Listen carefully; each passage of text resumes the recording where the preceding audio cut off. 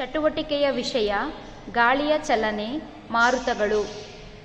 ಬೇಕಾಗಿರುವ ಸಾಮಗ್ರಿಗಳು: ಅಗಲವಾದ ಬೀಕರ್, ಮೇಣದ ಬತ್ತಿ, ಊದುಕಡ್ಡಿ ಹಾಗೂ ಬೆಂಕಿಪಟ್ಟಣ. ಒಂದು ಅಗಲವಾದ ಬೀಕರಿನಲ್ಲಿ ಮೇಣದ ಬತ್ತಿಯನ್ನು ಹಚ್ಚಿರಿ. ಬೀಕರಿನ ಬಾಯಿಯ ಅಂಚಿನಲ್ಲಿ ಊದುಕಡ್ಡಿಯನ್ನು ಹಿಡಿದಾಗ ಹೊಗೆಯು ಬಲ ಹಾಗೂ ಎಡಬದಿಗೆ ಚಲಿಸುತ್ತದೆ. ಅದೇ ರೀತಿ ಊದುಕಡ್ಡಿಯನ್ನು ಮೇಣದ ಬತ್ತಿಯ ಮೇಲ್ಭಾಗದಲ್ಲಿ ಹಿಡಿದಾಗ ಹೊಗೆಯು ಮೇಲಕ್ಕೇರುತ್ತದೆ.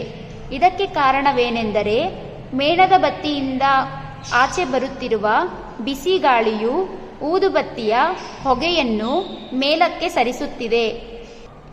ಅದೇ ರೀತಿ ಬೀಕರಿನ ಬಾಯಿಯ ಅಂಚಿನಲ್ಲಿ ಊದುಕಡ್ಡಿಯನ್ನು ಹಿಡಿದಾಗ ಅದರಿಂದ ಬರುತ್ತಿರುವ ತಂಪಾದ ಗಾಳಿಯು ಊದುಕಡ್ಡಿಯ ಹೊಗೆಯನ್ನು ಎಡ ಹಾಗೂ ಬಲ ಬದಿಗೆ ಚಲಿಸುವಂತೆ ಮಾಡುತ್ತದೆ.